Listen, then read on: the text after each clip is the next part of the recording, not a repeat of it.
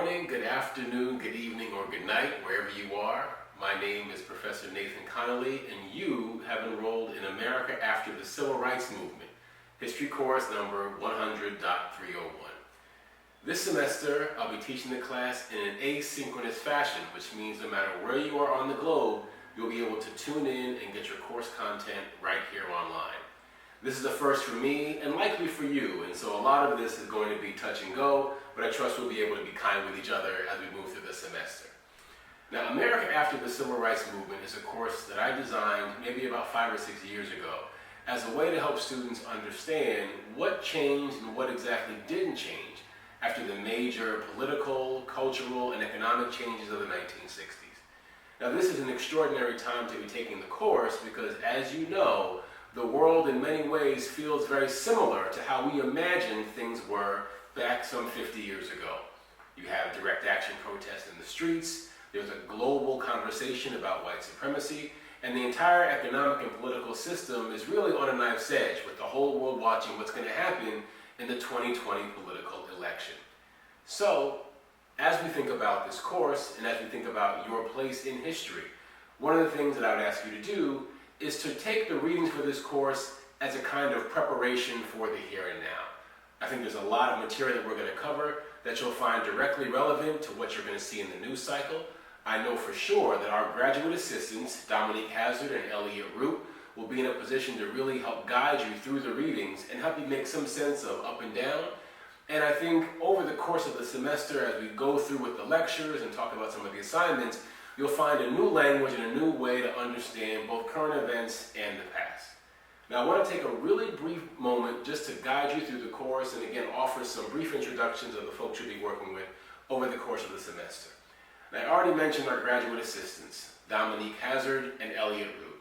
These are two of our most esteemed graduate students in the Department of History. Both are experts in the history of racism and social movements.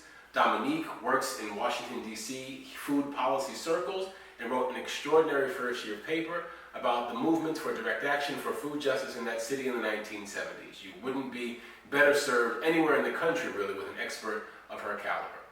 Elliot, on the other hand, is an expert in urban history and the history of Jim Crow segregation, as well as in urban politics, all themes that we're going to be exploring over the course of the semester, as well as Elliot having done direct research on the city of Baltimore itself. Both of them are going to be guiding you through Zoom meetings, through research projects, and providing feedback on your written assignments. I'll be available mostly by way of email and, of course, through these interface videos as a way to provide some center line through the course as we move through the semester. Now, the semester itself is something that we should probably spend a little bit of time thinking about. So let's take a minute and work through the syllabus.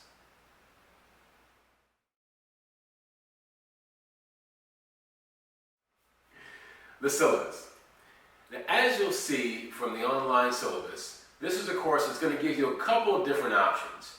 You likely have already thought a little bit about what it would mean to take a class at the satisfactory or unsatisfactory level, and there's going to be a separate grade system for that. But for those of you who are interested in taking the course for graded credit, we also have that option baked into the course as designed. If you notice on the syllabus, there's a classic grade breakdown for those looking for the A through F or A through D grading scale. You see here we have your standard participation grade at 10%, and then there are 4 papers, 3 short ones and 1 long final project. Now, I'll get to the final project in a minute. But suffice it to say that the 3 short papers are our way of allowing you to move through the readings and really combine themes from week to week. You'll see the syllabus is broken down into concise units, and each of those units will have a paper that accompanies it. Units 2, 3, and 4. Each of those papers is going to be worth 20%. Now, the final paper is something that I'm very interested in and happy to really bring to you for the first time. What we're doing this term is having you as a Johns Hopkins undergraduate take a look at American history through the pages of the JHU newsletter, the newspaper of record for undergraduates and really faculty at the college. The 1970s, as you'll come to learn over the semester, is a rich decade in American history, sometimes overshadowed by its more radical cousin, the 1960s. But the 70s is really when so many of the terms that were fought for, the political battles that were won, and really the backlash politics that came to define later decades began to take shape. And you'll be able to track all of this and more through the JHU newsletter. we're going to provide the entire collection of digital newspapers for you to browse, search, and really discover and excavate at your own leisure the important themes and topics and understandings of American history that can come only from following a week-by-week course in really campus life. Now, as a Johns Hopkins undergraduate, you might be surprised to see some of the things that this university was known to do just a few decades ago.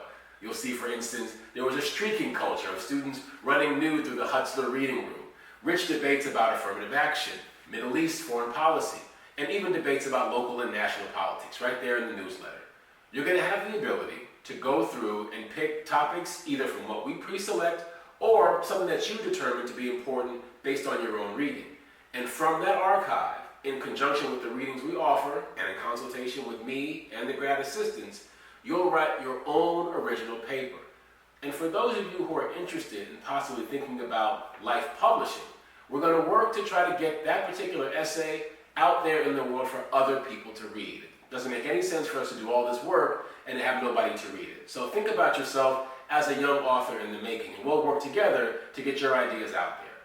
Now, for those who might be interested in using the JHU newsletter to do something a little bit more digital or slick, you also have the option to use recording equipment and record your own YouTube video of about 15 minutes, again, tying together what you read in the campus newspaper with source material and in consultation with myself and the grad assistants.